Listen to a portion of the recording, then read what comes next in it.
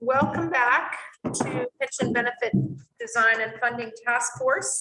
We are embarking on our final agenda item of the day, which is a couple of documents that Chris Roop from the Joint Fiscal Office has prepared for us to help us understand, where the different levers are that might change the unfunded liability trajectory on the benefit side. We've talked a little bit about putting in one-time money. We've talked a little bit about different concepts of revenue that folks wanted to get more information on. And so this afternoon, I'd like us to have an opportunity to talk a little bit about what some of those changes are. And we had heard expressed at our last meeting that we should have nothing that's off the table. And so I, in keeping with that spirit, also responsive to what we talked about earlier today, I'm hoping that we'll have a chance to go through and talk about some of the potential levers. And instead of saying something's off the table, maybe we say that would be on the bottom of my list as a last resort. And see if we can, if we have some time for discussion to figure out what we can conceive of moving forward and doing a little more exploration with. So, Chris, thank you for being with us this afternoon. Thank you. For the record, Chris Roop, Joint Fiscal Office. Good afternoon, everyone. I'm going to start with this document here titled Pensions Potential Options. And I want to underline and put in bold the word potential. My role here in JFO is not to advocate for one thing or another. My role is to make sure I'm explaining to everybody so they understand what it is, how it works, and what sort of the relative impact is from these different options. So some actuarial analysis has occurred in months previous to this task force occurring, trying to get an understanding of, of all the different factors that go into calculating pension benefits. If modifications were made to different ones, to different levers, if you will, what does that mean and what is the relative fiscal impact of those changes? So my goal here today is to walk through what some of those options are and what they mean and provide some context. So that's it. I know there's by no means unanimity on whether any of these options should or should not be pursued. But in order to have an informed conversation, we want to make sure everybody's starting with sort of a common understanding of what these different factors are around benefit design and what sort of moves the needle, if you will, more than others. So I apologize that I made the rookie mistake in my haste to get these done of not putting slide numbers on my pages. So hopefully I can go through this and none of us get lost, but feel free to jump with any questions or tell me if I'm saying something that just sounds crazy. Second page, strategies to reduce the ADAC pressures on the funded ratio. So just as a refresher for everybody, the unfunded liability is really that gap between the assets and the liabilities between these two lines. I'm not picking on the VSTR system by only putting their chart here. I just wanted to put one in to show an example here of what that gap is, because I tend to be kind of a visual person and I like to visualize it that way. So, whenever that gap between the lines gets bigger, that means you need to pay more in the ADAC in order to close that gap. And in the conventional pension model, the ADAC payments fall on the employer because employee contributions fund the normal cost. And the unfunded liability payment is included in the employer's ADAC. So in order to reduce that unfunded liability, you need to take some steps to kind of make these lines move closer together. You can either push the liability curve down a little bit or push the asset line up a little bit when all else is equal. Moving on to the third slide. So let's talk first on strategies to reduce the liabilities. And again, these are things that would have the effect of pushing the steepness of that liability curve down a little bit. So both, yes, sir. Sorry, can I just ask a question? I just want to make sure my understanding is correct. If the ADAC was funded 100%, whatever the payments would be from now until 2038, those 2 points would meet together in 2038 by the end of the amortization schedule? Theoretically, yes. when all assumptions are met, yes. Yeah. But when you get to 100% funded, those lines should be tracking right next to each other. Okay, just want to make sure. Other questions I want to make sure that we pause and go slowly so that folks can ask for clarifications. Great. So let's start off with, on the liability slide, as I mentioned, both the ADEC and the normal cost can be lowered if changes are made to the plan design that essentially lower the cost of future benefits. And that effect, that has the practical effect of slightly flattening the steepness of that accrued liability line. And when you do that, obviously the gap between the assets and liabilities shrinks. The unfunded liability shrinks a little bit. So as that unfunded liability gets smaller, so too do the ADEC payments, because there's less of a hole to fill, and therefore the annual payments go down. As long as the pension system is open to new participants, both those lines will likely have an upward slope because they're going to grow with the normal cost every year. The normal cost represents an annual growth in the liability, but you should also be funding it. So everything's moving in the same direction at the same pace. But the goal, in order to improve the funded ratio over time and get those systems up to 100% funded, is to move those two asset and liability lines a little bit closer together. The next slide is just a refresher on some context around sort of the numbers that are in the fiscal targets that are set forth in Act 75. So back in January, the treasurer provided some preliminary cost impacts for making a range of changes to plan design that would reduce the liabilities and the ADEC for both systems. And in March, the House also, there were some other potential changes that were proposed in the House. Both cost savings and revenue enhancements were analyzed. And the one really common theme between both the treasurer's report and the numbers that were put forth in the House, which we talked about earlier, is holding, exempting anybody who's currently retired from any changes. I think we've clarified at this point that it's very difficult to make changes on people who are already retired, setting aside the question of whether that's desirable or not. It's just legally, it's very difficult to do. So really, your potential is to make changes on current actives and to people who have not yet been hired. So one of the charges of the task force is to try to come up with a series of recommendations that would lower the unfunded liabilities at ADEX by 25 to 100% of the size of the year-over-year increase.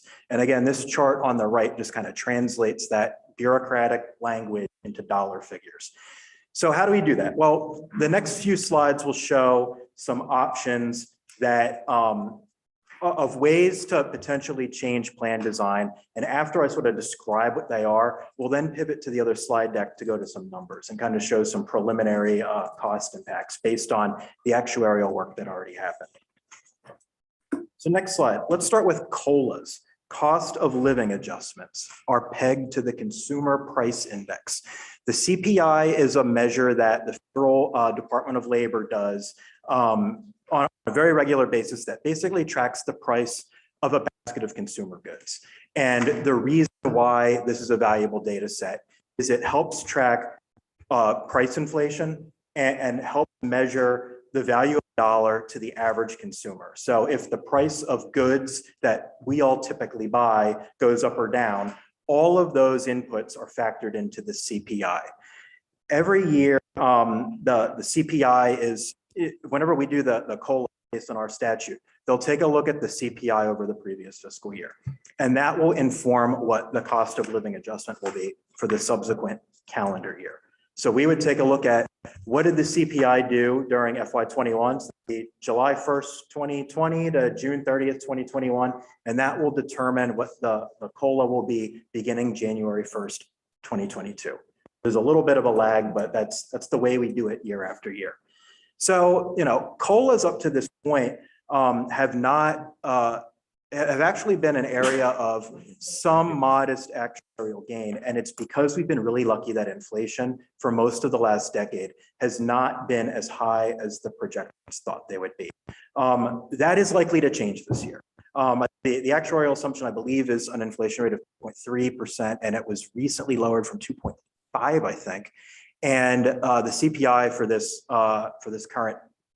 fiscal year that just ended, it's going to be higher than that. I'm sure you've all seen in the news that as the economy has kind of sputtered back to life after COVID, there's been a lot of supply chain issues, a lot of sort of labor market sorting that has led to some price increases. things are sputtering as we get back to normal. And as a result, the supply and demand curves aren't quite, in sync with where they should be. As we get through these growing pains, it remains to be seen what the long-term trend will be for the CPI and for inflation in general. But really every economist, this is like one of the top issues they're tracking right now, because as Steve noted in his presentation, despite the sort of good news we're seeing, we're really in unprecedented times. And a lot of what we're seeing is being juiced up by, a very unusual level of federal spending. We don't know what's going to happen as the effect of that tapers off and the sort of economic fundamentals get a little bit more closer to reality. We're in a really interesting spot right now economically.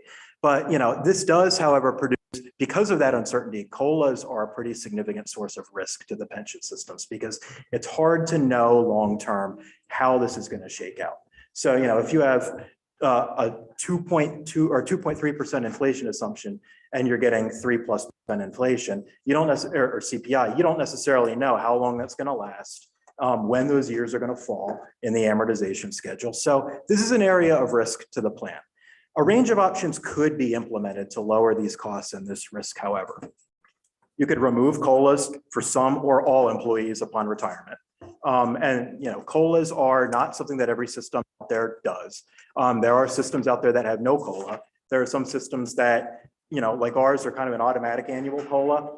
And there are some that, it requires sort of an affirmative act of the legislature or, a vote in order to implement a COLA. So the landscape is pretty wide on how pension systems treat this.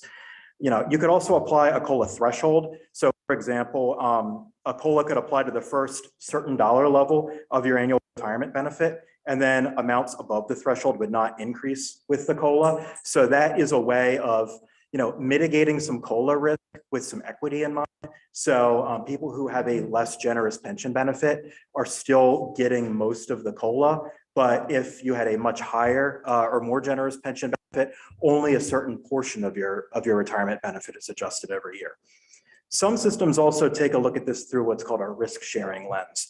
And maybe they only apply a COLA when the fund achieves some metric of pension health. So one example could be COLAs are frozen if the pension system goes below 80% funded. And then if it gets above 80% funded, there could be a COLA again. This could look any different ways. The sort of concept here is that it could also happen, if based on an investment benchmark, where, if you exceed your rate of return over some period of time, maybe there's a COLA. If you fall short of your assumed rate of return, maybe the COLAs are frozen. And there's also this sort of shared risk, shared gain idea, where, if you're implementing some limits on the COLA when times are bad, is there a mechanism in place that when times get better, those limits are relaxed a little bit? So that way employees and members who shouldered some of the burden of getting the system back to better health then get to benefit from, from the fact that the health improved.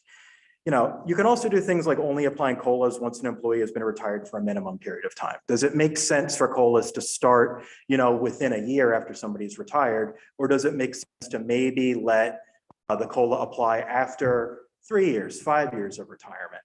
And some systems out there, instead of just doing an automatic across the board COLA for everybody, are treating COLAs almost like an elective option, where whenever you go in and you're about to retire and you select your survivorship option, you'll agree to a reduced annual benefit in exchange for that survivorship option.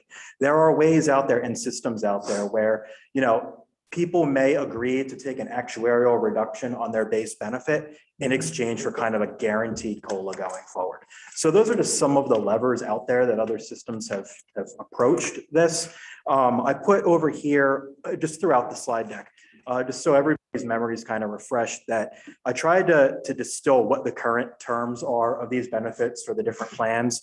And on the bottom of this slide in the sort of minuscule print, I try to interpret in plain English kind of like who's in these groups, just to refresh your memories. Most of this information is also available on the one-pagers that the Treasurer's Office has on their website, which I believe Gail's also posted at the committee website. But I want to make sure that when we're talking about this stuff, that people understand what the lay of the land is right now.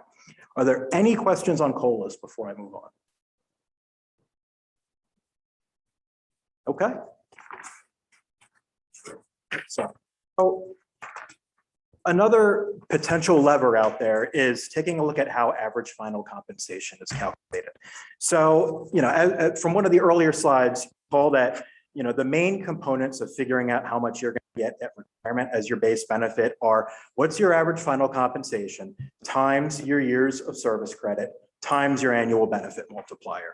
So any changes to those factors will change the benefit you're likely to get at retirement. Most Vermont members have their average final compensation calculated by averaging their 3 highest consecutive years of salary. The outliers out there are VSERS Group C, which is law enforcement and public safety. Theirs are calculated by using just the highest consecutive. And Group D, the judges, their AFC is not based on any average, it's based on their final salary upon retirement. Another thing you can do is modify the vesting period.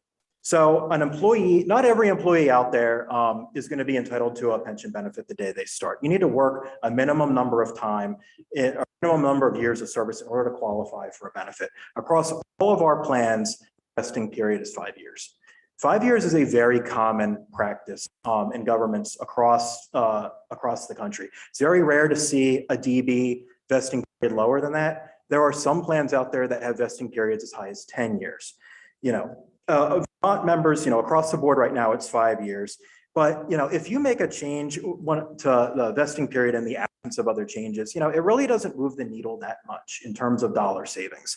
And a lot of this is due to the fact that, as we heard from HR's presentation, a lot of the turnover we see is really before people reach their vesting period. So before they reach the 5 years. So the vesting period in isolation doesn't move the needle in terms of savings the way some of the other levers do.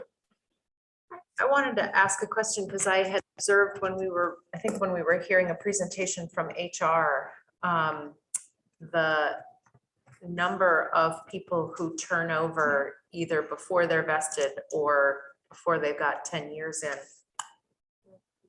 really kind of makes me wonder whether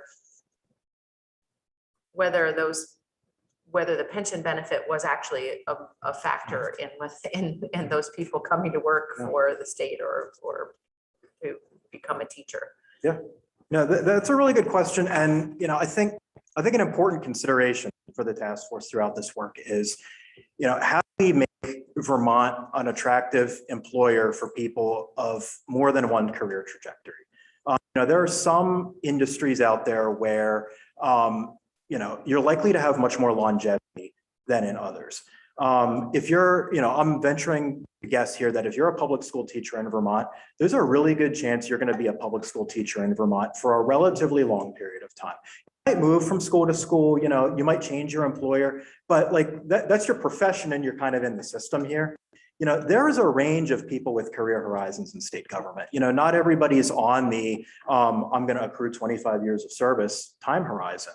Whenever you have non-classified employees, for example, people that come and go with administration, senior staff, it's not uncommon for people to be here for less than 5 years. So is there a way to create a retirement package that's attractive to people who might have more portable or, career horizons or sort of that mindset that may not be as focused on staying with the same employer for their whole career, but maybe they're going to work here for a little bit. Maybe they're going to transition to the private sector. Maybe they're going to bounce around. The workforce is so diverse in systems that, I do think it's a fair question whether having a one size fits all benefit is attractive to everybody or whether more than one option should be made available. It's a question that I think this group will have to wrestle with throughout this process.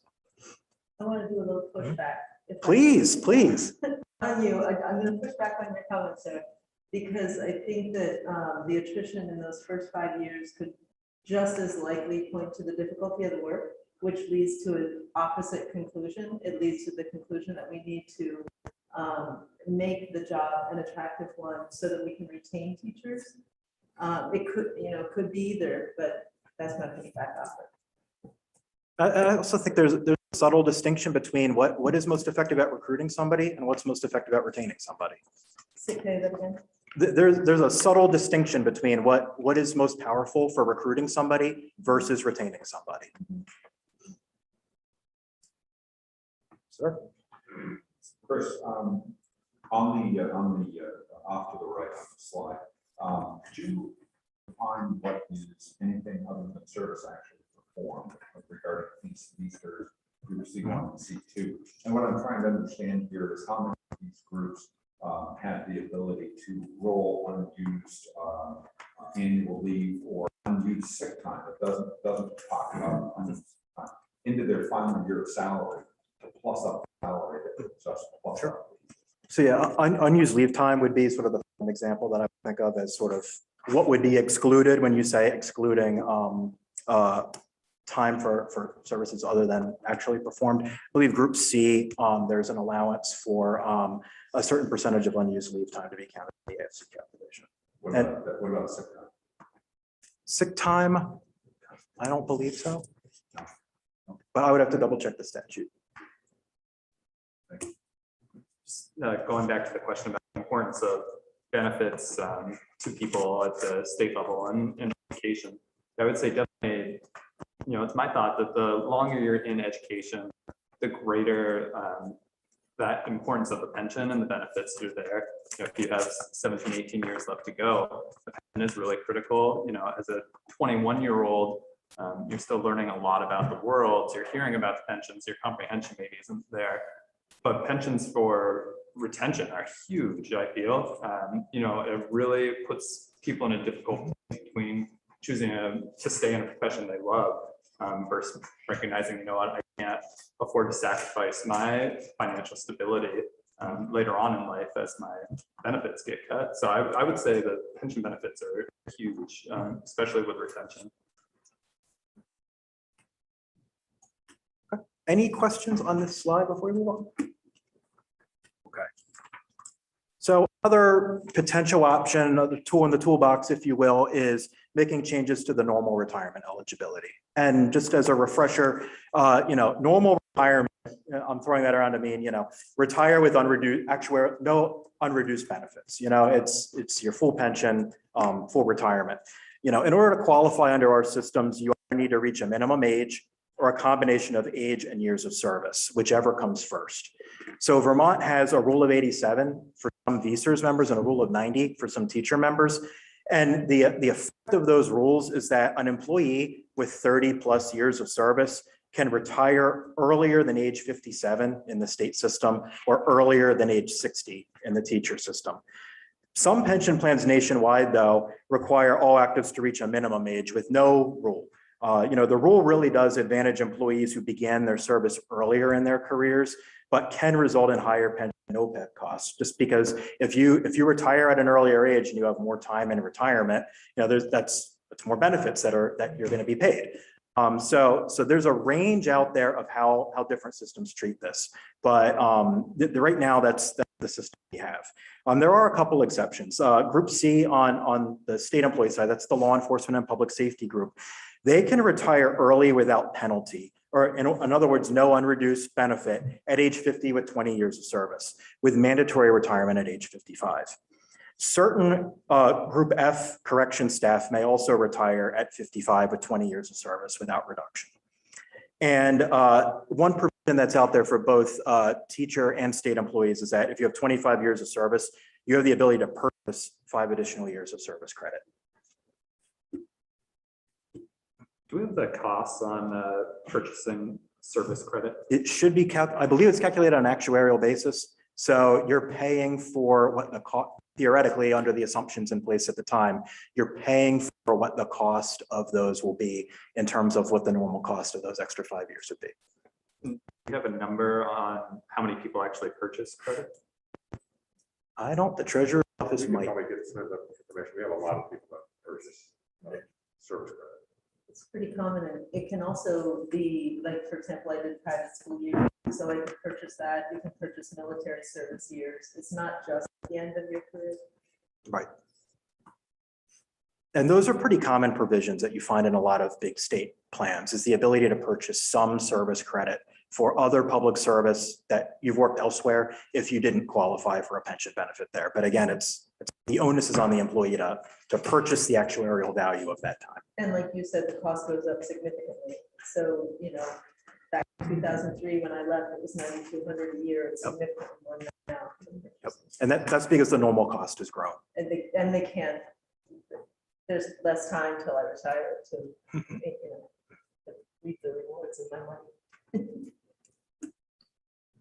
One thing I don't see on here captured, it's not quite modifying the normal retirement eligibility, but I think it fits in this liability driver, is incentivizing longer, a longer working career. Yeah, I think there's some sweet spots here where you both strengthen the plan and reduce costs. That is, those are the kinds of options I think you should put at the top of the list, saying bottom and top. The ones that kind of hit that sweet spot of both saving money and making a stronger plan. But I don't know if it fits in this. Hold that thought for the next slide. Oh, okay, I tried to look ahead to see if it was captured. Okay, I will hold. Thanks. All right. I just want to make an observation, but if someone else has a question first, go ahead. Something that you said a moment ago about how we assess what it costs to buy years made me worry that because we have missed many of our assumptions over the last decade, have we also missed the putting the right price tag on what it costs someone to buy years? I think that's a very fair question. And again, the calculations are based on what you know and what you assume at the time. And what we know and assume has changed. And it's changed in the direction of adding cost to the pension system, not reducing those costs. So you might be reasonable in assuming that we may have undervalued what we asked folks to pay if they were buying years. I think that's a reasonable assumption. And again, this goes back to the demographic and economic assumptions you have in place go into calculating the normal cost. The amount that a year's worth of pension benefits are gonna cost. What do you need to set aside every year to make sure those benefits are fully funded? So when your actuarial math is based on sort of what is the price of a year of future retirement benefits, and then the price that goes up because your assumptions changed, then yeah, I mean, the price would have, had somebody bought 5 years of service credit today, they're likely paying significantly more than if they did that 10 years ago. And just to close the loop on this pondering, who makes the determination of what the cost to buy years is? I think the actuaries are working with the treasurers. The actuary comes up with factors that are applied in each given situation. Each time their assumption changes, they come up with new purchase factors also. So, And are they based on the demographic and experience assumptions that were approved by the board? or the most recent valuation, yeah. Okay, so it's the treasurer's office in conversations with the actuary informed by the decisions of the retirement system boards. Correct. But the actuary comes up with the factors that are used in the calculations to come up with cost of individual employees. Situations completely different based on the years of service that they have, what their current salary is, and what the projected AFC is going to be based on the current salary. Multiple factors that get calculated. Thank you. Any other questions before the next slide? All right. So another option or tool in the toolbox is, taking a look at modifying the benefit calculation itself. As I mentioned, your base retirement benefit is based on multiplying your years of service and your average final compensation by a service credit multiplier. Our systems here also set forth a maximum benefit level as a percentage of AFC. The COLAs are on top of that. That's a post-retirement adjustment. So this dictates your base benefit. Both the service credit multiplier and the AFC cap, and this goes to Eric's point, can be adjusted to encourage desired behavior. There's potential to do that. So for example, increasing the maximum AFC cap may encourage employees to work longer than they otherwise would. which in turn may lower your pension and OPEB costs. Same with, adjusting the service credit multiplier upward or downward will adjust the relative generosity of the retirement benefit when all else is equal. But you really need to do some actuarial analysis to make sure you have a good understanding of what the savings would be. Because for every additional year somebody works, they may also be earning a higher salary. So that could adjust their AFC upward and you might save on one side, but the cost kind of increases on the other. Over here on the right in this table, I wanted to show you what all the benefit multipliers and caps are and kind of translate this into like, what does this really mean? So a Group C member, a law enforcement public safety member, hits their cap after 20 years of service. So 20 times 2.5% equals you're going to be entitled to 50% of your AFC. So any additional year you work beyond the 20 years of service, your benefit will go up based on your salary history going up. It's not going to go up necessarily based on the fact that you worked an extra year. So you can see what that looks like for all the other groups here too. And, in the VSERS new group F, there's 60% of AFC cap and a 1.67% multiplier. So you roughly hit your cap after 30 years of service. I think Chris, can I just put a point on that? And I think Harold mentioned this when Department of Human Resources spoke, but you hit your cap and then the next year you still pay your pension vacation out of your paycheck. Yes. You're spending money in, but you're not getting any additional benefit except your potential salary. Yeah, you're not accruing additional service credits. Right. You're accruing additional salary growth, most likely. Though obviously everybody's employment situation is different. That's not necessarily the case, depending on where you are, but that's correct. And you are yes. getting paid. I mean, you would rather have your full salary than a 50%. Correct. But yeah, right. And one lever that could be used to sort of get to Eric's point is, if you want to encourage somebody to work beyond, just for example, the 36 years in new group F, there are possibilities to say, for every year worked beyond 36, your AFC cap could increase by some percentage. You're unlikely to see real savings though, if that increase by some percentage is not less than your service credit multiplier. So, And you could also say, you don't have to contribute anymore. Once you hit that cap, you no longer need to contribute to the pension fund anymore. And you're delaying that person pulling on the pension, but you're not disincentivizing them. yeah, there could be, and I think what HR was referring to is, there could be a possibility of kind of freezing somebody's benefit at some level at the same time you're freezing their contributions, and then they could continue to work and not pay the contributions, but you're also not, your benefit's going to be what it was before that occurred. So that's a possibility that could be costed out. Well, there was also the savings in the OPEB for that. Right. Which Right. could be significant. It seemed to me that was where more significance was. I think it's both. Yeah. It's interesting, there's multiple ways to do this. My first thought was something like you mentioned, Chris. I hadn't thought of what Harold proposed, which was to stop the contributions, but there could be something like that where you kind of phase out the contributions rather than stop paying it, 0.65% year one, you pay 1.5% less until it goes to zero. So it's continue incentivizing that behavior. But just it's interesting. It'll be interesting to discuss the options that are available. Yeah, and I think it's also worth thinking about, if this is the direction you want to go, what amount is sufficient to be a true incentive to change behavior? Is 1% savings in your pay likely going to be sufficient to really change your retirement plans, or does the lever need to be a little bit larger? Okay. Any other questions on that slide? All right. So we talked about liabilities, and again, these are just some of the options.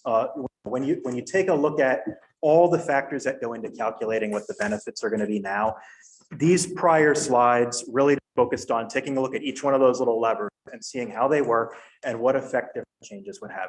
Now let's take a look at the other line, the asset line on the graph. Here are some things that you can do to boost the assets to try to make those come a little closer together. So obviously, a constant focus on your investment managers and investment policies is kind of a no-brainer. You want to make sure that you're being as efficient as you can managing the money at minimal expense and at minimal risk and volatility. That's what VPIC's job is to really make sure that, the money is being invested prudently and in accordance with fiduciary duties. And, it's always important, and it should be a given everywhere, that it should always be top of mind to try to make sure you're maximizing your investment opportunities. And I think you've heard some testimony from the chair of VPIC about some of the steps they've taken in recent years to move to more, for example, passive managers out of active managers, which tend to be more expensive and don't necessarily overperform for the price premium you're getting. So those are the types of strategies that VPIC has followed, and a lot of other systems out there have moved to in recent years. Should always keep your eye on that ball. That's a no-brainer. I mean, it's obvious. And, it's one of those things, one of the most frequent questions I get when talking about pensions is, my portfolio did X% last year. How come the pension fund didn't? And, I want to take this opportunity just to remind everybody that we invest differently than the pension system does.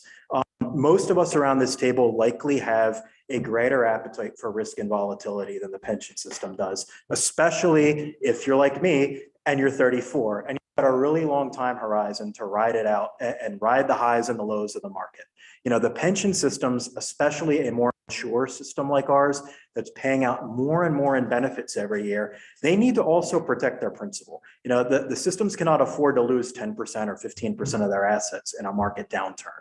That is a huge issue. So, a lot of what VPIC does, working with their investment consultant, is to try to build a portfolio that really tries to capture the gains in the market while hedging your bets against the downs. So, you have some investments that sort of act as ballast in the tank to try to make sure that the system is stable and balanced, even when the S&P and the Dow are doing crazy things. You want to hedge against inflation and try to make sure that the money you have doesn't diminish its buying power. So there are drags on performance that some of us around this table may not have in our own personal portfolios. So that's why it's tricky to sort of compare a large institutional investor like that to your own personal experience. So I don't mean to go off on a tangent, and I'm by no means like a financial or investment guy, so you're going to want to ask other people about those questions, but I'd be remiss not to point out the fact that, there's just fundamental differences in how the pension systems manage their money versus the way any of us do.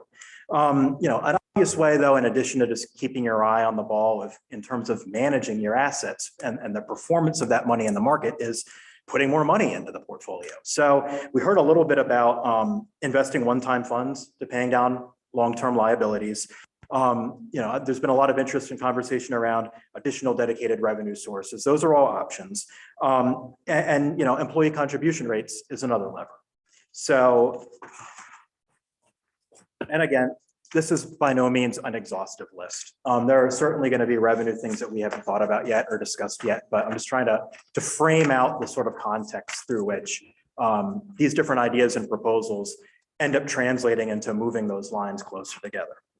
So in terms of strategies to increase the assets, I can't stress enough how important it is to fully fund and plan to fully fund the ADAC every year. Even though the ADAC changes every year based on reality changing, based on what's happened to the fund, you don't want to be in a position where you can't fund the ADAC, or you didn't plan ahead and realize that an ADAC in the future is going to end up costing more than it is today. You don't want to set yourself behind. It's really important to just stay on track and make progress, because if you don't, you're going to dig yourself into a hole. You can also invest one-time revenues toward paying down the unfunded liabilities. And we discussed this at length the last few meetings. And my point here is just, every dollar you earn through investment gains is a dollar that you don't need to pay in future ADACs. So, there's an obvious efficiency there. Dedicating revenue sources to paying down pension liabilities can help relieve budgetary pressures from the ADAC payments, especially if there are new revenue sources that aren't already being spoken for to fund some other priority in the budget. One thing to keep in mind, though, is if the conversation pivots to a recurring new funding stream, it's probably worth thinking about a funding policy that specifies how that money should be factored into the actuarial math. Should the new funds just be used to pay a portion of the ADAC, that would really maximize the budget relief. Or should the new funds be dedicated above and beyond the ADAC and stacked on top of it. Theoretically, that could accelerate the improvement of the funded ratio and save interest costs over time, but provide less near-term budget relief.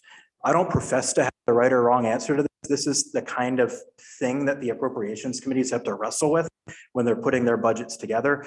But, it's an important consideration that, if new revenues are dedicated, or are those revenues going to be to sort of offset the existing ADAC and reduce the cost that ADAC poses on all the other revenue streams coming into the state, or should that be above and beyond?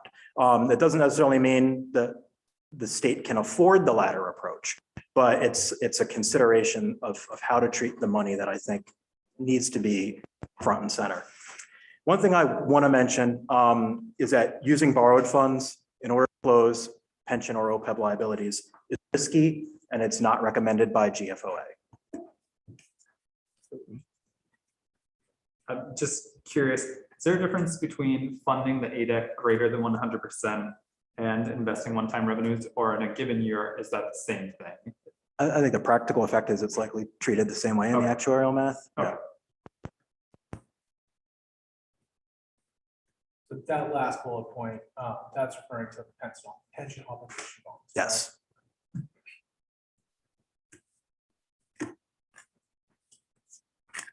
Questions, observations? Can you remind me GFOA? Government Financial Officers Association. It's the nationwide organization of number crunchers in public sector budgets, and state and local governments. Okay, so in addition to the sort of one-time or recurring revenue option, one thing to take a look at is, what impact does employee contribution rates have on the system? Right now, employees pay a fixed percentage contribution rate set in statute, regardless of how well the pension fund is doing or how expensive the total normal cost becomes. And again, in our system here, what active members pay out of their paychecks goes toward the normal cost. It does not go toward the unfunded liability. The employer pays the unfunded liability payments. The normal cost, however, has grown substantially over time as the assumptions have changed. Right here are the current contribution rates. But over time, the contribution rates have not kept pace with the growth in the normal cost.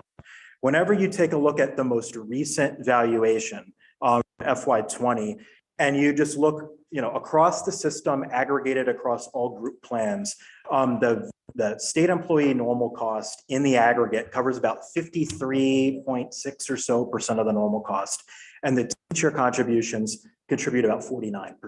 So overall, members pay about half of the, across in the aggregate across all groups, employee members pay roughly half the cost of their pension benefit.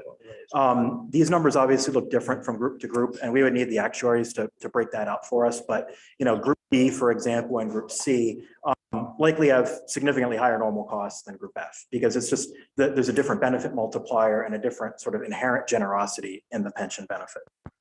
But you could structure these contribution rates in different ways. Right now we have flat contribution rates that are set in statute. You can also have sort of tiered progressive rates, like our income taxes, where the more you earn, the more you pay. There's a little bit of equity in that feature. You can also have systems out there where they have variable rates instead of just fixed rates. So the system I came from in Philadelphia is a variable contribution rate pegged to a percentage of the normal cost. So every year when they recalculate the normal cost, they recalculate how much my contribution is going to be. Another thing that you can do that some systems have done in the context of risk sharing is adding a supplemental surcharge on top of the regular contribution rates and triggering those supplemental charges, based on some overall metric of pension health. So, one of the systems in my home state recently moved to a system where they'll take a look at the last, 9 years or so of investment performance relative to the assumed rate of return. If it falls below the assumed rate of return by some level, a supplemental contribution kicks in. And then this is reevaluated on a regular basis. So if all of a sudden, the average brings you up above the benchmark, those supplemental contributions might go down. You could also, tie it to achieving a certain funded ratio where members may pay an extra few percent until the fund reaches 80% funded or some metric like that. There's just a range of options of how employee contributions can be structured. It's important to note, though, that the employee contributions in isolation are not going to lower your total accrued pension liability. The real impact that this has is lowering the ADAC payment. Because if employee contributions are higher, when all else is equal, they will pay for a greater share of the normal cost that would otherwise fall to the employer to pay through the ADAC. Now, it's relatively easy to get a back of the envelope calculation on, if everybody's contribution rates went up by 1% across the board, what would that roughly translate to? And you can do that by just kind of modeling based on what the overall covered payroll is going to look like. So you can get pretty close by taking a look here on the right that, in the FY20 valuations, the systems were assuming that in the current fiscal year, the covered payroll would be just shy of $600 million for all covered state employees and just shy of $700 million for all covered teachers. So, a rough back of the envelope calculation is if everybody across the board paid an extra 1%, you'd have roughly $6 million of additional revenue coming into the VSER system, roughly $7 million coming into the teacher system. And that would obviously increase as payroll increases every year. Across all plans right now, the assumptions are payroll would increase by 3.5% a year on the state side, 3% a year on the teacher side. I was just wondering here if there's an opportunity to think about the fund policy here, like in new revenue. And what I'm thinking is if employees paid a greater percentage of the normal cost, rather than reducing the amount that the state contributed, a portion of that would go directly to the unfunded liability. So it doesn't change the state's, so it wouldn't have the budgetary impact, but it would have an accrued liability. Yeah, I think that is a potential path forward. But, obviously the feasibility of implementing that, I think in large part depends on, what can we do to manage the budgetary impact. But yes. Just wondering if that's an option. Chris, it kind of happened fast, but I thought I heard you say something about right now, the employee pays roughly half the cost. Can you say that statement again? Sure. So right now, employee contributions cover roughly half of the normal cost in the aggregate across all groups. So based on the preliminary contribution requirement calculation in the FY20 evaluations, the total normal cost for all teacher members across all groups is about 11.02%. On the state side, it's about 12.67%.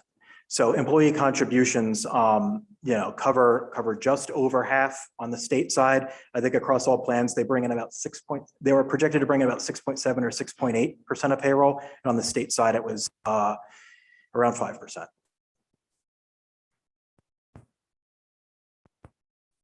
And those numbers are all on one slide in the valuation study, and they're recalculated every year. And there's a little element of imprecision on that too, because you're kind of taking what's happened in one fiscal year and projecting it based on what you think the payroll is going to be at the end of 2 fiscal years in the future. Thank you. Hey, Chris, there's 2 questions. One, do you know how common a progressive, rating or progressive contribution amount is across the country? And in the situation you described, the variable rates, what was the variability that you experienced from your own experience? Sure. So, a progressive tiered structure, in my review of sort of what the landscape looks like, historically is not a dominant system. I think some systems have started to embrace it a little more, though. In recent years, systems have made changes to their plan design. One system, the system I'm familiar with and that we recently did in Philadelphia is based on your income, you would pay a surcharge that went as high as 2.5%, I believe it is. So people who earn $100,000 were paying extra 2.5% above and beyond their base contribution. and I think people under like 35,000 paid nothing or a pretty nominal amount. And these tiers were sort of structured on sort of the bell curve of the salary distribution. So, they made it so that people who were sort of at the bottom quartile weren't shouldering the load to the extent that people in the top quartile were. With respect to your other question, I would have to go back and look what the range of supplemental surcharges are or fluctuation in some of the other systems. It's low single digits percentages. And a lot of these systems, when you put something in like this, you put guardrails in about how big or how small those fluctuations can be from year to year. Because, I think there's a very compelling public policy argument, notwithstanding a political argument, that it's probably not desirable to have people's paychecks fluctuating wildly from year to year. So putting some, just based on the performance of the pension fund or something else. So a lot of the systems I've seen have put some guardrails in where, contributions may not be able to go up by like 1 or 2%. And then this is revisited, every year, every 2 years, every 3 years. So there's a reasonable range of how high or low these costs can fluctuate from year to year.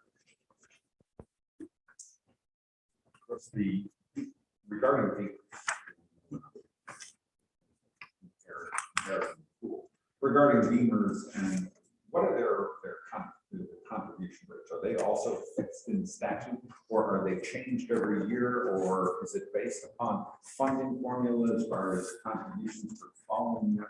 That's a great question. A lot of different, I've heard it. That's a great question. I may have to phone a friend on this one. They are setting statute in a couple of years ago. I can't remember what year it was. There was some incremental increases that were adopted, whereby the employer and employee contribution rates went up by, I can't remember the numbers, but like an 1/8% or a 1/4% or something like that. They went out like 4 or 5 years, or for each year went up. But they are set like that. But they were changed recently. Yeah, I think it was like 3 years ago. I'll look it up and provide the information. When was the last time they changed any of the other numbers? It's been a little while. I think about 10 years ago or so, the teacher contribution rate was changed.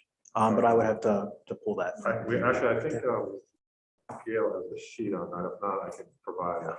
We have a historical spreadsheet on the contribution rates for each groups, each plan back to the 70s or something like that. And one of the other just sort of possibilities in this sort of space is, different plans have different levels of generosity. It's based on what group you're in. Group D has more favorable terms than Group F, for example, yet they pay the same contribution rate.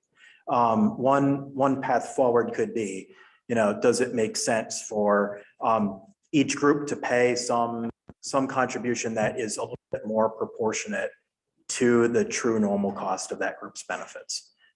So, if a more generous benefit is being offered, higher levels of contributions are being collected to pay for that more generous benefit. And I don't want to go on a tangent here, but on the subject of, maybe creating more than one option for different groups of employees to choose. One of the things that Pennsylvania recently did was for new hires, they can choose from 2 different types of hybrid plans. And what you contribute, obviously your benefit is based on what you contribute. So you can either choose to pay a little bit more to be in a more generous plan, or you can choose to pay a little bit less and be in a slightly less generous plan. So people make the decisions that fit their own career trajectories, but it does provide people with not a sort of a one-size-fits-all approach. I would be concerned about that second statement that you made about the people who would be choosing to pay a little bit less, that had to do with long-term plans. I would think that there very likely is that their current situation at home might require them or necessitate that they pay a little bit less and get a little bit less. And so The differential in the overall rate is small. I think it's 1% or less. The real sort of difference is that in one option, you're paying a little bit more toward a defined benefit and a little less to a defined contribution component. And in the other one, you're you're doing the opposite. You're paying a little bit more toward your defined contribution component and a little less to the DB. So therefore, the DB benefit is calculated on a lower multiplier. But overall, the contribution rate is, it's within 1%, depending on the plans. How it's split is different. Okay. All right. So I sort of touched on this throughout, but this sort of concept of risk sharing, I wanted to dedicate a slide to, because this is something that has become a prevailing trend in a lot of systems that have made changes to their benefit structures in the last decade or so.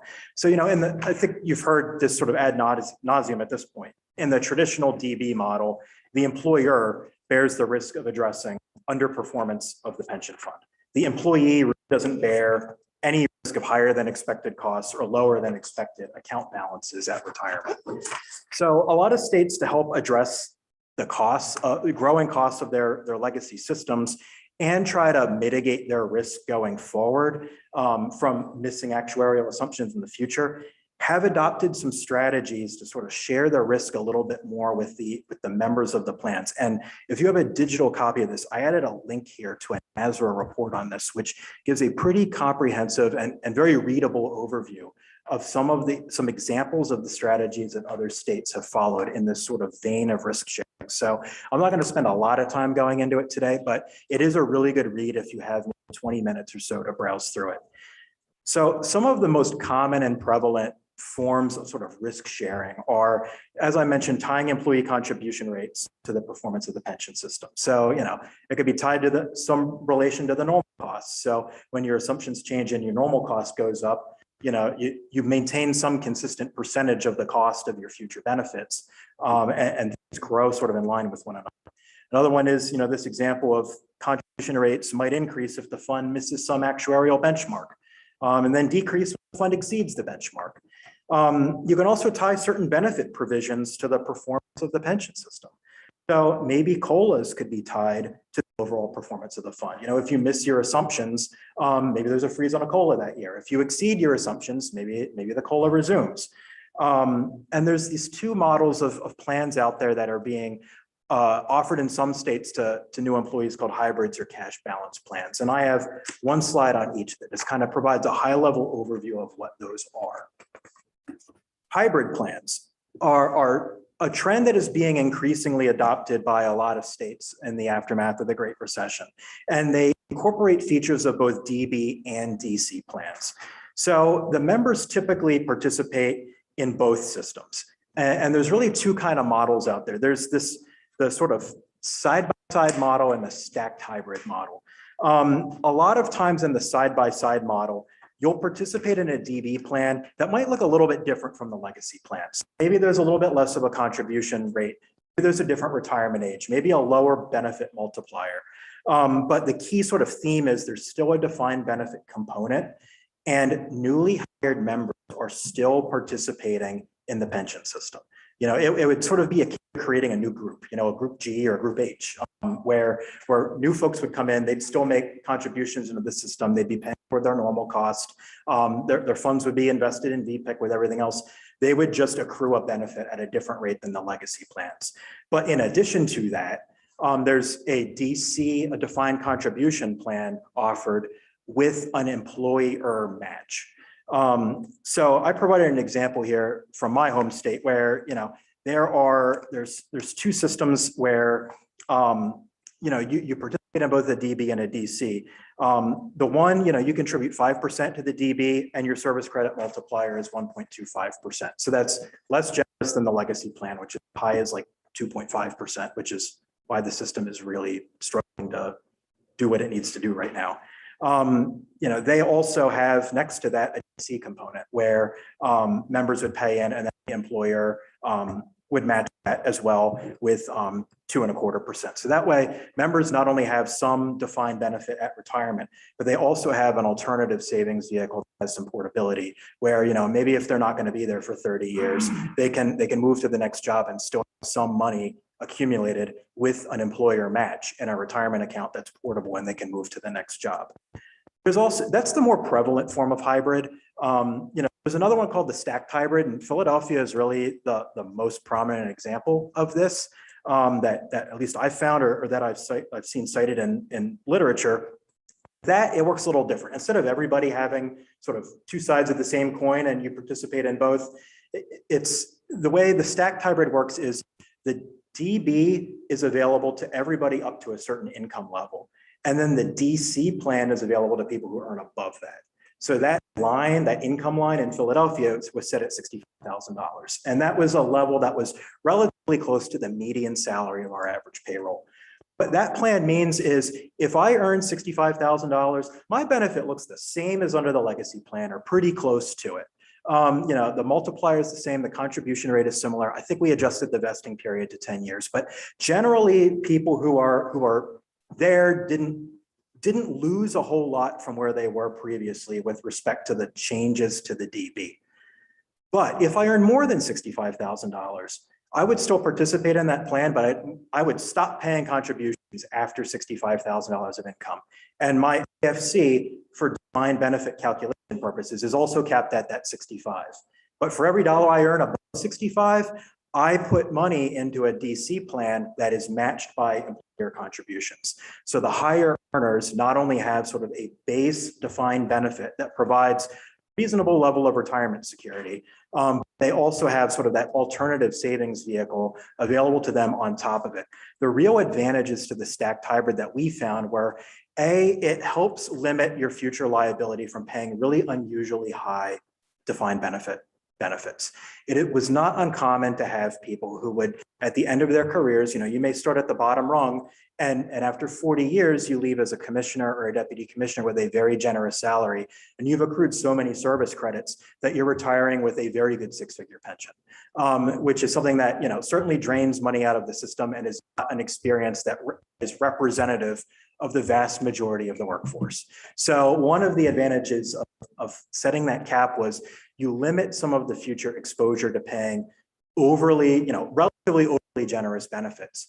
But you also provide an alternative savings vehicle available to people who, we had a lot of higher earners who didn't have the 30-year career horizon. Some did and they worked their way up. Some come and go with mayoral administrations. So, this allowed people who may not be there for 10 years to be able to save something while they're there and move on to the next job and still have a little bit of a nest egg built up that's portable. The real advantage to the DC is it adds that element of portability because you can roll those contributions over into IRAs and take them with you when you go from system to system. Are there any questions on this slide? Chris, on that one, the most someone's AFC could possibly be a 65,000. Correct.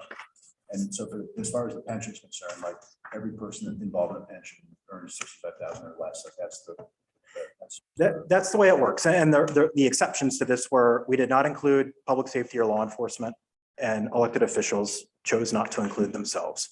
But otherwise, all sort of rank and file city workers who are hired, future hires, the pension system treats them as if their AFC can't go above 65. Okay. One of the other forms of sort of risk sharing out there or models out there, the alternative to DB models, this one's less prevalent, but it is prevalent in some states. It's called a cash balance plan. These aren't as widely adopted, but they do offer sort of the same idea of a defined benefit. But when you take a look at your normal pension system, your typical model, your benefit is dictated a lot by your final terminal earnings, your average final compensation, your 3 years at the end, which tend to be your 3 highest years. In a cash balance plan, the benefit you get at retirement is based a little bit more on your career average of earnings. So if you're in a cash balance plan, every year you work, the employer puts a credit as a percentage of pay into your hypothetical account. It's not like it's not a defined contribution where you've got dollars sitting in the bank invested in some Vanguard fund. This is a hypothetical account where you accrue credits. So every year the employer will give you credits as a percentage of pay and a defined interest credit. So these accrue over time in the account centrally managed, and the employer funds these accounts on an actuarial basis like they do with DBs.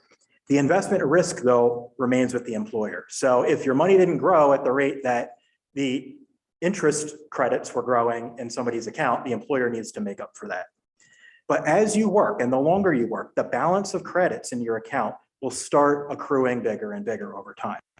So how big that balance grows plus your retirement age determines how much money you're going to get at retirement. This system tends to be a little more portable than a legacy sort of DB plan because whenever you leave before retirement, when you terminate, you have a couple options. You can either leave your balance in the plan and keep getting some interest credits on it. You can convert the balance of credits into an annuity whenever you want, basically. So, within some reason, if I'm retiring at 67, the calculation is going to look different than if I retired at 62, for example, with the same balance. Or you can convert the credits into a lump sum and roll it into an IRA. If I decide to leave and go somewhere else, I can take the credits I have, exchange them for cash on some actuarial basis and put that into my retirement savings. And I'm going to take with me to the next job. But unlike hybrids, in a cash balance plan, you're not maintaining the membership participation in the legacy DB system. When all these new hires are not going to be making contributions that can go toward sort of solving the problem that's built up. It's sort of creating a whole new walled off system that is outside of the current systems that we have in place. So are there any questions on that before we move on? So now that the cash balance plan, plan potentially gets been done so through the IRS, and then the employees have been given their cash balance based upon the appropriate formula, and they then take it to their IRA or they roll it. And I've actually seen that occur, doesn't necessarily mean all the time. Is that accurate? I think so. It sounds accurate. The options that they could go to are the same, but what you have here. So yeah, it just wasn't called a cash balance plan because that hadn't been intended. Right. And I think a key distinction here sort of between the cash balance and your normal sort of legacy plan is the sort of the determining factor isn't how long you've worked and what your final salary was. It was, in addition, how much did you earn throughout your career there? How big did your balance grow and over time, how many credits did you accrue in your account? And then, how many years do you reasonably expect to be retired for? Those will determine, what your annuity payout will be. Okay, so we're almost finished with this. One thing to keep in mind throughout this conversation around options and levers is, the universe of impacted members impacted by any change. As we mentioned, it's really hard to make changes to people who are already retired. If you make changes that are limited to or if you make changes to the current workforce, that is likely going to generate much larger near-term fiscal impacts. But they're likely going to be more difficult for parties to come to agree on, as I'm sure we are all suspecting. On the other hand, if you make changes that only apply prospectively to new hires, that might be a little bit easier to come to agreement on, but it's going to take longer to recognize the fiscal impact of those changes because you need employee attrition to happen because it's all based on the new hires coming in who are either paying more or accruing a lower liability. So over time, it becomes more of a net positive to the system. One possible path forward that we sort of mentioned in the context of thinking through recommendations around the 150 million is, does it make sense to create a new plan for new hires and incentivize current hires to maybe switch from the plan and to the new plans? Maybe folks don't have the 20 or 30 year career horizon, and maybe there's an incentive that could be made attractive to people to switch plans for some period of time to maybe earn a different retirement benefit, but also pay less out of their paycheck for it. It's just an option out there that's worth considering. And one thing that, I'd be remiss to not point out, and I think this was a common theme throughout this pension conversation has been, changes often have unintended consequences to employee behavior. Those unintended consequences could adversely impact not only the pension fund, but also on the business side of delivering core services. You don't want to create a mass exodus of people retiring at once, especially if those folks are already eligible to retire and they're, when all else equal, likely representing an actuarial gain for every year they work. So it's something to be mindful of is that, whatever changes you make in this context are likely going to have some sort of unintended consequence. You need to understand what those unintended consequences are and do your best to mitigate them. It's always something to be mindful of. Options for future hires, and again, this is just sort of trying to structure some thinking that, we can have a conversation about what to do, if anything, for people who are currently active employees and paying into the system. But as you start thinking prospectively, you have a few options. You could either the status quo, just keep doing what you're doing, or you can create new plans with different benefit and contribution structures for new hires. So that's some of what we were just talking about. You could either stay with the defined benefit model, but maybe with some different terms than the sort of old plans or the legacy plans. You could create defined contribution plans with employer matches. You could do hybrid plans that have those features of both the DB and the DC. I think it's worth asking questions about to what extent should new hires have the option of choosing which plan. There are some systems that it's mandatory to go into a new plan. There are some systems out there where you have the choice. You can either go into this plan or maybe pay more to go into the old plan. So, this sort of idea of incentives versus mandates is something that is important to be mindful of. And in a similar vein, should there be steps taken to encourage people who are already in the system to maybe switch to another plan, just based on their own personal financial interest and career horizon with the employer? These are all questions that are worth thinking through and evaluating in the context of making any changes going forward. A lot of states have made changes prospectively, and typically they were created mostly for new hires with the goal of reducing the risk of growing retirement liabilities in the future. So that's been the common theme. It's like, how do we just contain the risk going forward? It's, as I mentioned, having more plan options may appeal to different segments of the workforce, just because everybody, especially when you look at how diverse the occupations are, especially in the state system, maybe some folks have higher expectations of career mobility than others. So I think part of sort of the recruitment question that we're all wrestling with is, how do we make sure these benefit packages are attractive to every segment of the workforce? One thing I want to stress here is, DC plans have had a lot of conversation in the last decade plus. Moving all new hires to a DC plan will do nothing to address the current structural issues facing the pension plans or the liabilities that have already accrued. Because if you move everybody to a DC plan, you're going to have people in another system that are not contributing from the active payroll toward these legacy plans. So there may be compelling reasons to implement a DC option for people, but the one thing I want to make clear is that doing that is not going to fundamentally solve the math challenge we're all wrestling with. And even though there's been a lot of conversation around DCs, and more states have adopted them as sort of options in their menu of retirement benefits, very few states or large governments have abandoned the DB model entirely. The DB still remains sort of the gold standard and the most prevalent model of providing retirement security among state and large city governments. The DB model has just looked a little different over time. So if you have any extra time in your ample spare time, and you want to read a little bit more on what some other states have done on these issues, I added 4 links here that go to some materials that NAS together, which are actually very easy to read, and they're pretty informative about just what some of these strategies have looked like in other states, and what folks across the country have done, especially since the recession, when modifying their retirement structures. And it can be a really helpful sort of guidepost to look and see what all's been adopted. And it might be a good homework assignment for all of us to take a peek at these, given that we're going to have a presentation from NASRA in a couple weeks. So Chris, not to second guess this very complete list, and my head is really still spinning, and I've heard all of these things before. Are there any folks around the table who can think of other potential adjustments that should be considered or should be included in this list of options?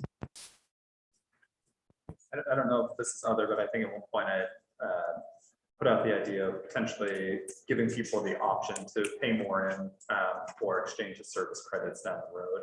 I don't know where that fits in here, but thinking that if people pay in a higher percent of money in their career, that could translate to being able to retire earlier. the more money in the system upfront. It's helpful. I think that that's something that would have to be costed out by Yeah. actuaries. Other ideas, Peter? So a lot of Vermonters do not begin to draw retirement for full social security retirement date. So I would like to see what we could say if we went to a full by social security. That might be a good segue to the second slide deck. Can I say clarifying question about that, Peter? Sure. Do you mean working until the full, Not necessarily or deferring? defer, you would defer draw until, Okay. you could retire at age 55, but not draw until full retirement age for 66. Okay, just wondered what you meant, yeah. Yeah. I also wanted to add, just, I want to make sure that, Michael, your thought earlier, which I believe that was sort of simulated maybe by Harold's presentation, gets in the record too, about the incentivizing at the top. And to continue working, Mhm. perhaps not paying into the system if the numbers aren't increasing. I can imagine as I see the complexity of how these things all fit together, that it's gonna take us a fair amount of time to even to give a request to the actuaries to ask them to come back and tell us, you know, does this work? Is this helpful and how helpful is it? And so and I think that in terms of their palatability, I think some of these that are more of a carrot and a stick woven into one might be better, might be more acceptable to folks who are in the workforce than some of the things that are a little bit more straightforward, you know, a little bit from list A and a little bit from list B. And so I want to make sure that we move as quickly as we can as a group to start thinking about, well, I'd like to cost out, you know, this, or. So on that note, so I was doing a deep dive, and that was one of my precious afternoons, Chris. I'm Into all sorry. the documents you have on your, I'm just kidding, on the house operations and all of that, because you guys have gone over this before, right? A lot of this information. But I saw just in the Treasurer Pierce's report from January that she does a lot of, there's already been some actuarial work on if contribution was this, or if we did, is there a way, and there are different reports with different estimates and stuff like that. Is there a way we can just grab all of that from the different reports and just have it? Is it what we're going over? I think That's another good segue. That's a great segue, but Yeah. and Chris is a treasure to have for us because he anticipated that would be the next set of questions, is understanding the extent to which you can impact the unfunded liability with these changes. But I also want to make note that it is now 8 minutes of 4 o'clock, and I don't think that we're going to cruise through this with any level of understanding in 8 minutes. Michael passed out a sheet of paper here for us that I guess I would like to suggest that we give Michael a moment to explain what this is, and that we come back to this at the beginning of next meeting. Is that okay? Because understanding the relative weights of some of the changes or the impact of some of the changes is really important to informing how we plan the first slug of asks of the actuary. So anyway, Commissioner, take it away. Well, thank you very much. So I was talking with Sarah, during the break and saying, I think the agenda setting is really important meeting to meeting, but what would be probably most helpful for us at this point is to have a broader sort of perspective as to where we're heading. I think Kate even mentioned this a couple of meetings ago, and so how I visualize that or think about that is, okay, so what's the work product that's upcoming you know, sort of skipping ahead of the final report for a minute, just to that interim report. So if we need to put out an interim report on October 15th, you know, we have 7 meetings between now, 7 more meetings between now and October 15th. So what are the things that we need to accomplish in those 7 meetings? And again, just going from October 15th forward or backward, I guess, you know, on October 13th, that's the last meeting we have before that interim report is published. So, you know, I think you would spend that meeting pretty much not like going into the weeds, but pretty much saying like, yeah, we're all good with this final report. So much of that work would have to have been done before October 13th. So then if we're talking about really going through a draft and really deep detail, I mean, that's probably October 6th, September 22nd. So maybe even September 15th is when we see a first draft of that interim report. But some that time period.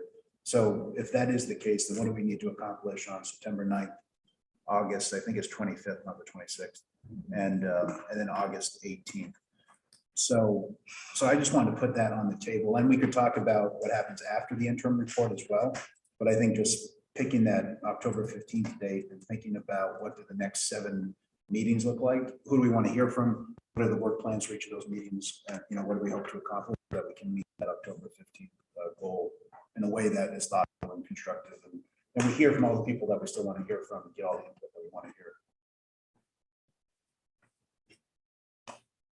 One question that comes to mind is whether the request has been made of the actuary formally to give us a cross subsidization analysis.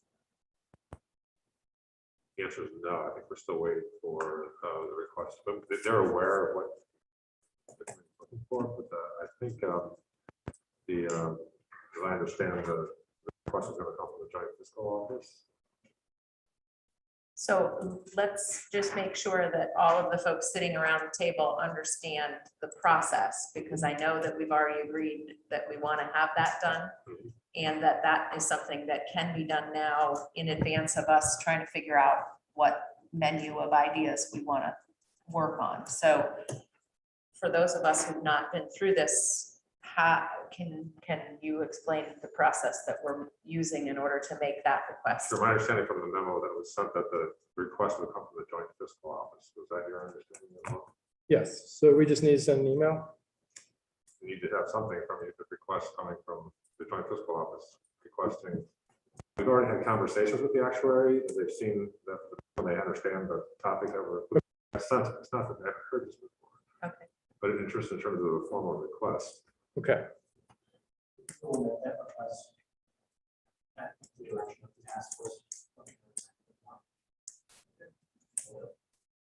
Okay, do task force members want to have a discussion about that right now, or would you defer to us to initiate that analysis of the subsidization between the different groups within the state employee system? I think that's specifically in our charge, so It is. I don't know, you know, whether we need to have too much discussion. Just want to make sure there weren't any red flags.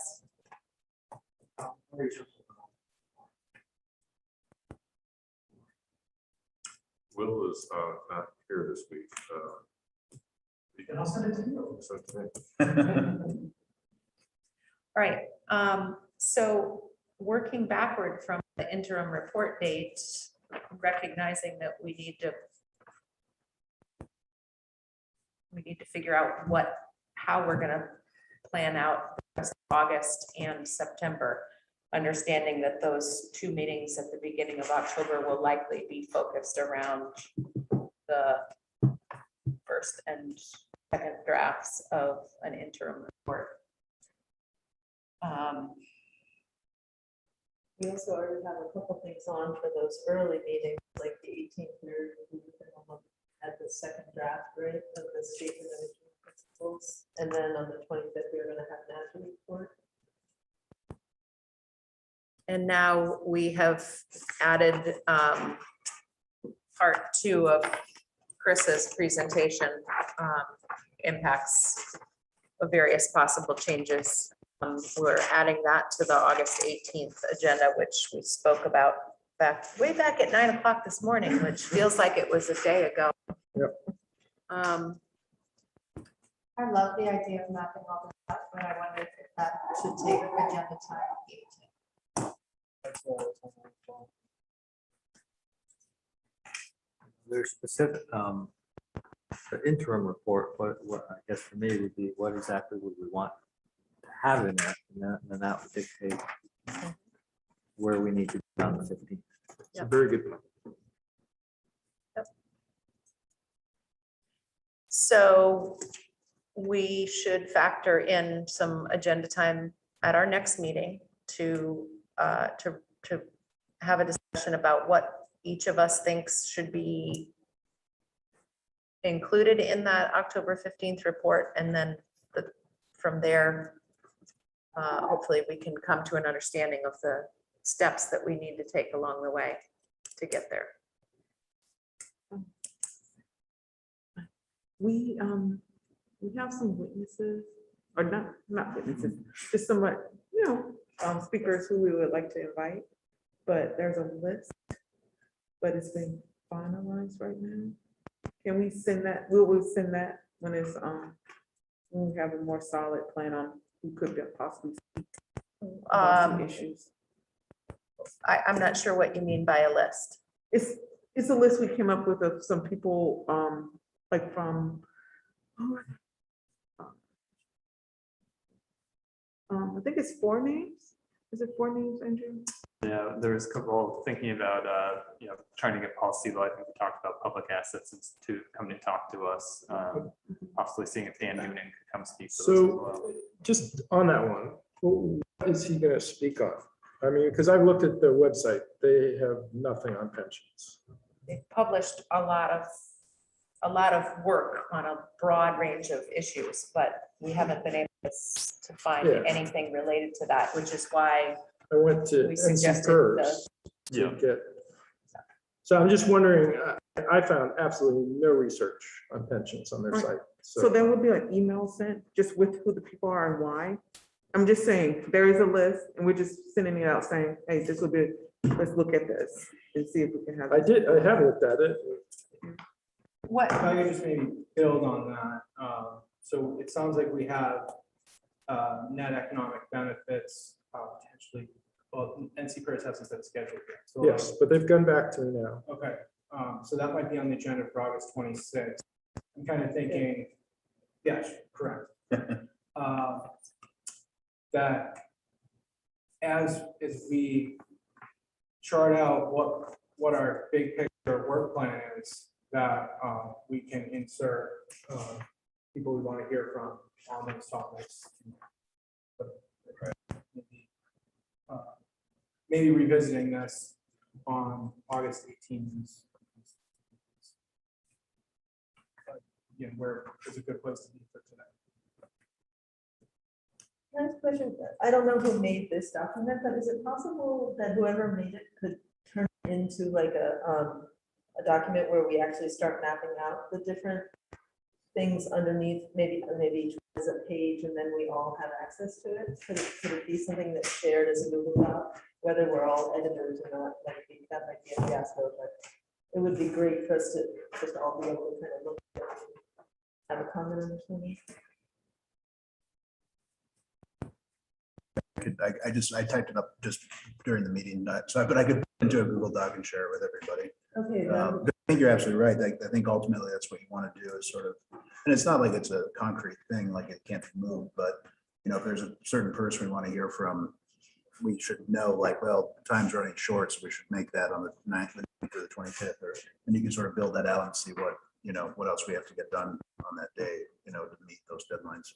yeah, and I really appreciate the backward design. Yeah. So is that August 25th for that date? Not The 26th? 25th. it's the 20th. I perpetuated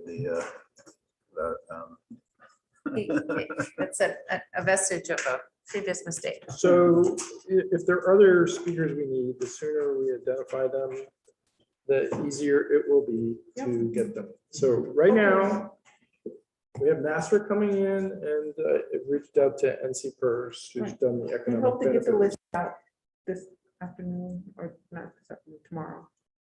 To see if you guys can look at it and what you think of. So you're gonna provide a list of speakers? Yeah. Okay, good.